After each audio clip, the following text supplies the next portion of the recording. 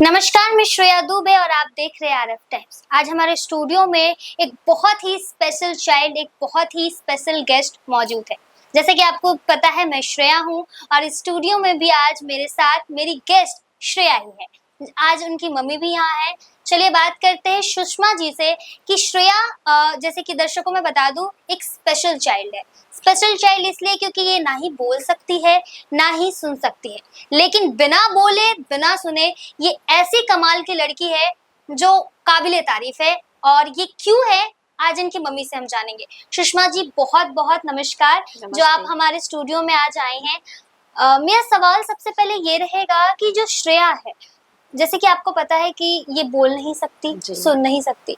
जब श्रेया हुई थी तो कैसा लगा था? मतलब एक हार्ट ब्रेकिंग मोमेंट होता है, क्योंकि एक माँ बनना बहुत बड़ी बात होती है एक महिला के लिए कि माँ बनी है। उसके ऊपर अगर बेटी हुई है, क्योंकि पहले का समाज तो आपको पता है पुरुष प्रधान देश है, लड़के लड़के चाहिए।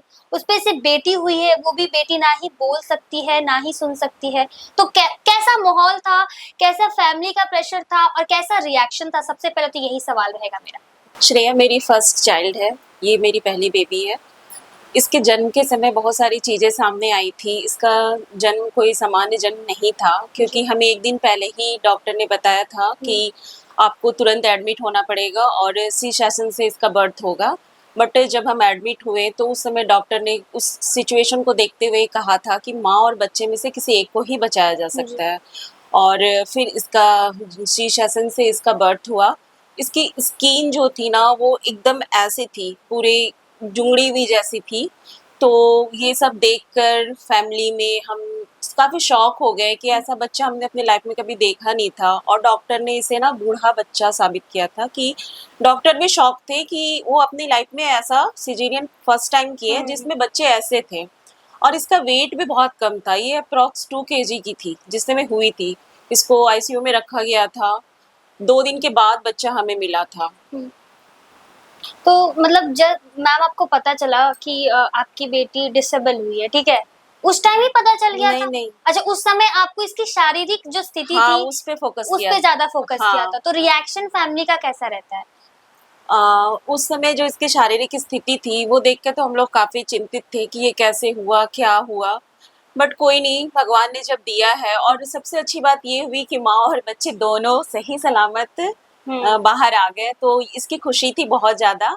और फिर धीरे-धीरे ये अपने आप नॉर्मल हो गई। लेकिन उस टाइम हमने और या डॉक्टर ने हमें नहीं बताया था कि बच्चे में प्रॉब्लम है, बच्चा सुन नहीं सकता, बोल नहीं सकता या डिफरेंटिएबल है, जो भी है, वो हमें उस टाइम नहीं मालूम पड़ा। ये बात हमें 1 डेढ़ साल के बाद पता चला। मतलब 1 डेढ़ साल तक आपको नहीं पता था कि नहीं आपकी पता था। बच्ची ना बोल सकती ना सुन जी, सकती। 1 डेढ़ तो साल तक। मतलब जैसे कि मेरा एक सवाल बहुत रोचक रहेगा।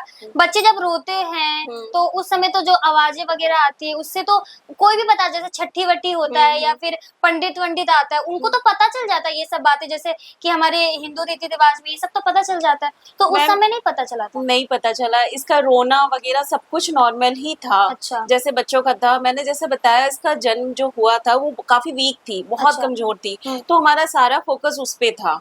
और शीश आसन से हुआ था तो मैं भी उस टाइम पे बहुत कमज़ोर थी। तो शायद उस वजह से ध्यान नहीं जा पाया। और हमारी फैमिली में अभी तक मैंने ऐसा कोई केस देखा नहीं कि बच्चे सुन नहीं सकते, बोल नहीं सकते, या फिर मैं उस दुनिया से बाहर ही नहीं निकली थी कि मुझे पता चले कि इस टाइप के बच्चे भी होते हैं।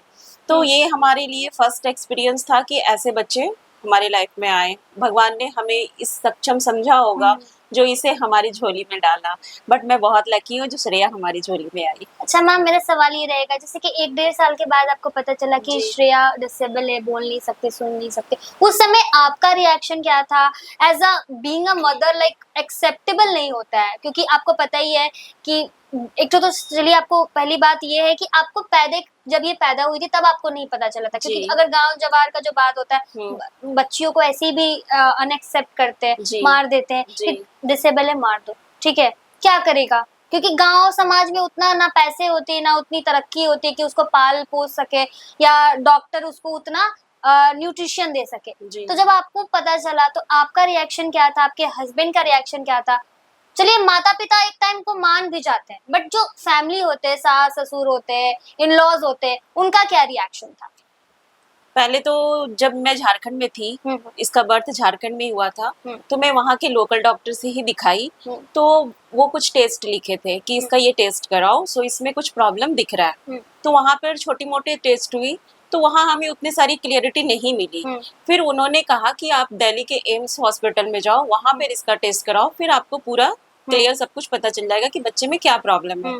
फिर मैं झारखंड से दिल्ली आई, उसके बाद जब यहाँ एम्स में गई, यहाँ के और भी डॉक्टर से कंसल्ट किया, तब हमें पता चला कि नहीं, बच्चे को हियरिंग इम्पेयर्ड है, मतलब हमारी बेटी सुन नहीं सकती है। तो जो बच्चा सुन नहीं सकता वो बोल भी नहीं सकता, तो ये बोल भी नहीं पाएगी, ऐसा डॉक्टर ने कहा था। जब ये लाइन हमारे सामने आई कि आपकी बच्ची सुन नहीं सकती, मानो हमारे पैरों तले से जमीन खिसक गई कि एक तो भगवान ने दिया, उसके बाद इसके बर्थ के समय भी इतनी सारी प्रॉब्लम हुई, फिर ये बच्ची सुन भी नहीं सकती है, तो ऐसा कैसे हो गया, क्या हो गया। मैं बहुत रोने लगी, घबरा गई कि हमारे साथ क्या हो गया, नहीं हो गया, कैसे हो गया, ये सब चीजें। कुछ टाइम तो मैं डिप्रेशन में भी चली गई थी। अच्छा। इसको लेकर कि इसका फ्यूचर कैसा होगा, क्या होगा, क्योंकि माँ बाप ही बच्चों के फ्यूचर के बारे में सोचते हैं, उसको बनाते हैं। तो मैं बहुत घबरा गई और मैं डिप्रेशन में भी चली गई थी। तो इसके पापा और मैंने फिर इसे संभाला कि कोई नहीं, भगवान ने जो दिया है, जैसा दिया है, हम लोग उसको ही एक दिन काबिल बनाएंगे। तो फिर हम लोग बहुत सारे डॉक्टर से कंसल्ट में रहे, उससे कंसल्ट किए कि आखिर ये बच्चा ऐसा है तो ये कैसे अपने आप को ग्रो करेगा। तो सबके सपोर्ट से, ब्लेसिंग से आज श्रेया यहाँ पे है। ये तो मैम विधि का विधान है। लोग कहते हैं कि लड़कियां जो होती है वो पराया धन होती है। जी। पैदा होने के साथ ही उनकी जो कुंडली होती है या फिर जो उनका रिश्ता होता है वो कहीं और ही जुड़ा होता है। तो मतलब एक थॉट तो आया होगा कि अब मेरी बेटी बड़ी हो जाएगी तो शादी कैसे होगी, शादी में कैसा प्रॉब्लम होगा। हाँ। अभी भी आप कभी ना कभी सोचती होंगी श्रेया को लेकर कि कैसे ये अपना घर बसाएगी, कैसे अपने परिवार बसाएगी। तो वो प्रॉब्लम्स तो मैम दूर की बात है, लेकिन सबसे इम्पोर्टेंट चीज ये है कि आपने इस चीज को एक्सेप्ट किया, सर ने इस चीज को एक्सेप्ट किया और फैमिली ने इस चीज को एक्सेप्ट किया। और जैसा कि आपने पहले भी बताया कि आप खुद को बहुत लकी समझती है कि श्रेया आपके लाइफ में आई। बिल्कुल। तो मैम अभी श्रेया मतलब कैसे मतलब एक्टिविटीज कैसे फुलफिल करती है, और सबसे इम्पोर्टेंट सवाल ये रहेगा कि कौन से क्लास में है ये और कौन से स्कूल में है ये। मैम श्रेया, जिस समय ये पता चला कि मतलब सुन नहीं सकती, बोल नहीं सकती, तो हमारे सामने सबसे बड़ी प्रॉब्लम आई थी वो था कम्युनिकेशन का। हम एक दूसरे को कम्युनिकेट नहीं कर पा रहे थे। फिर जब मैं शुरू से ही डॉक्टर से कंसल्ट में रहती थी। बाय बर्थ ये तो बहुत वीक थी, प्लस इसको खाने पीने की भी बहुत सारी ये थी, क्योंकि वो कोई भी डाइट आसानी से नहीं लेती थी। इसको मतलब स्मूदी बनाकर या फिर किसी चीज में मिक्स करके ऐसे देना पड़ता था।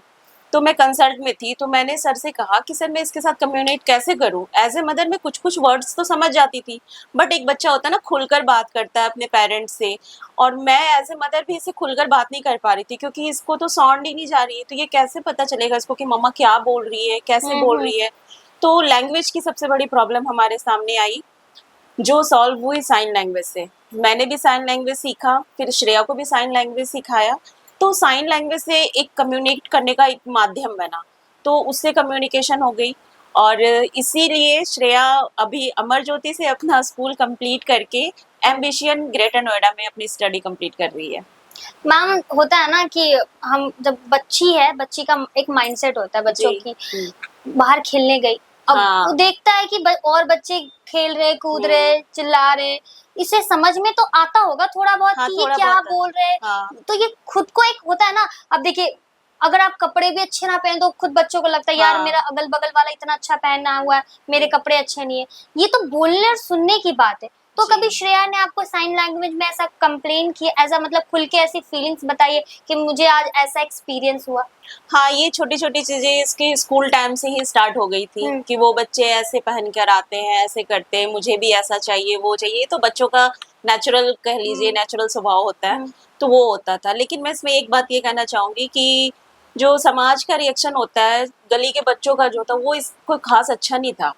शुरू में जब ये छोटी थी, 2.5-3 साल की थी, 4 साल की थी, तो जब गली के बच्चों के साथ बाकी बच्चे खेलते हैं ना, तो गली के बच्चे इसको एक्सेप्ट नहीं करते थे। अच्छा। वो कहते थे कि ये क्या खेलेगी हमारे साथ, ये तो सुन नहीं सकती, बोल नहीं सकती। तो ये ना अपने आप को बहुत अकेला फील करती थी और साइड में खड़ी हो जाती थी। तो उस टाइम पे मैं इसको पार्क लेके जाती थी और वहाँ इसकी सिबलिंग, इसकी सिस्टर है, अंशिका, तो हम लोग तीनों इसके साथ खेलते थे ताकि इसको मोटिवेशन मिले कि हाँ हमारे पेरेंट्स हमारे साथ खेल रहे हैं, हमारे साथ इन्वॉल्व हो रहे हैं। ऐसे करते करते धीरे धीरे गली के बच्चे, आसपास के बच्चे, समाज का नजरिया धीरे धीरे बदल रहा है, या फिर आगे और अच्छे से बदलेगा तो फिर शायद और कंफर्टेबल हो जाएगी। बिल्कुल, समाज का नजरिया बदल रहा है, सोसाइटी बदल रही है और हमारी श्रेया इतनी टैलेंटेड है। जैसे कि आपने मुझे बताया था, मैं से आपसे बातचीत में पता चला कि श्रेया डांस बहुत अच्छा करती है।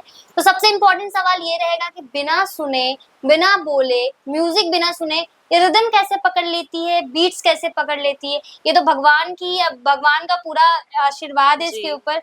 तो ये एक सवाल मेरा बहुत रोचक रहेगा आपसे। देखिए, जैसा कि हर दिव्यांग बच्चा के अंदर एक दिव्य गुण होता है। जी बिल्कुल होता है, तो श्रेया में ये गुण बहुत छोटे से था।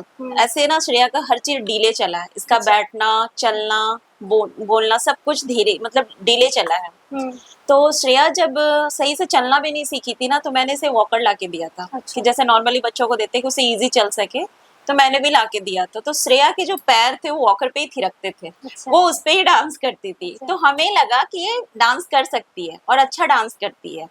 तो धीरे धीरे हमारे पास सबसे बड़ा चैलेंज उस टाइम ये भी आया कि हमें कोई डांस टीचर भी नहीं मिल रहा था। क्योंकि मैं जो भी इंस्टीट्यूट में जाती थी, बोलती थी मेरे बच्चे को डांस सीखना है, तो मुझे कहते थे इसकी मम्मी तो पागल हो गई है। जब इसका बच्चा सुन ही नहीं सकता तो इसकी मम्मी इसको डांस कैसे सिखाएगी, या फिर हमारे पास क्यों आई है? तो मुझे वहां से यही जवाब मिलता था कि मैम आप अपना और हमारा टाइम वेस्ट कर रहे हो। तो मैं बहुत निराश हो जाती थी कि कैसे, मतलब जो बच्चे सुन नहीं सकते क्या वो डांस नहीं कर सकते? उनकी फीलिंग्स को क्यों बार बार हर्ट किया जा रहा है? फिर सर्च करते करते भगवान जब एक रास्ते बंद करते हैं ना, तो दूसरा खोल देते हैं।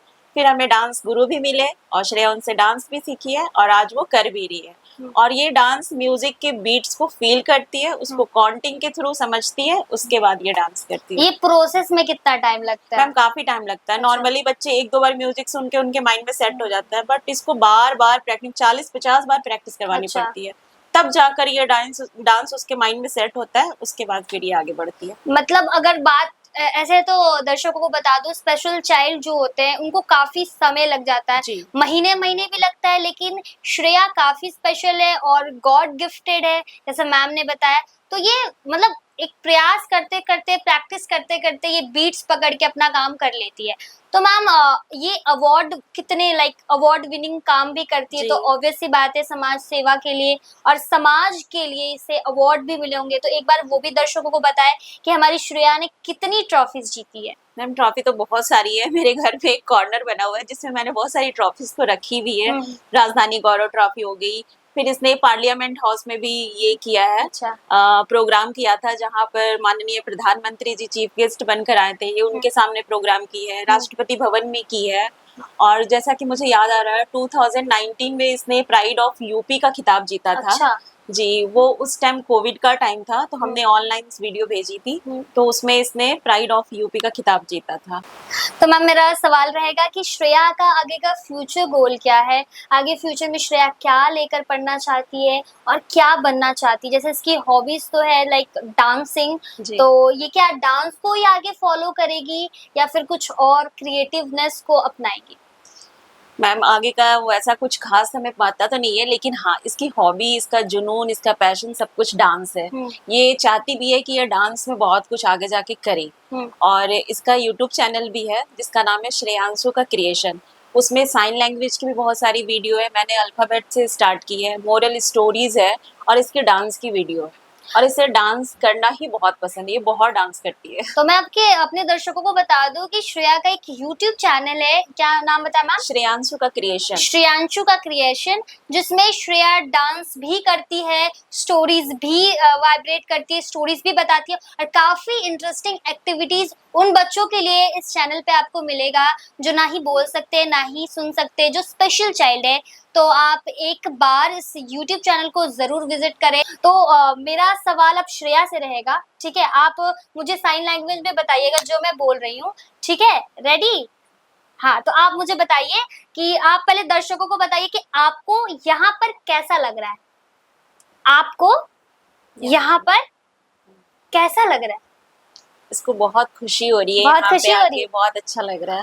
आप इसके बाद टीवी पर आइएगा, टीवी पर। हाँ। इसके लिए बहुत खुश है कि मुझे टीवी पे देखा जाएगा। आज आपको अच्छी लग रही है ना? और श्रेया, आपको खाने में क्या पसंद है? सब कुछ खा लेती है, हरी सब्जियां, सब कुछ। आगे क्या करना है? डांसर बनना है? Dancer dancer dancer. हाँ, अच्छा, डांस में किसको फॉलो करती हो आप? ये सभी तरह का डांस कर लेती सभी है। तरह का? हाँ, स्पेशली ये भरतनाट्यम भी करती अच्छा, है।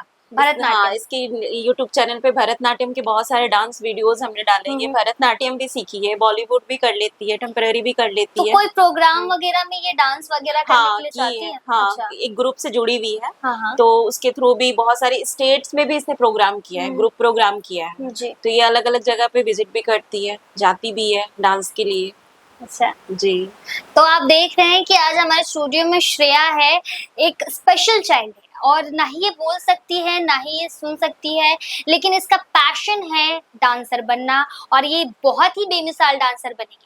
आप ये देखिए, सबसे इसमें गौर करने वाली बात है कि ये बीट्स को फील करती है, और फील करने के बाद बहुत ही बेहतरीन डांस करती है, जैसे कि आप स्क्रीन पर देख सकते हैं। और ये बहुत सारे प्रोग्राम को भी अटेंड करती है, जहाँ पे ये अपने डांस कला को, अपनी जो एक्टिविटी है, अपनी हॉबी को बहुत अच्छे से परिदृश्य करती है।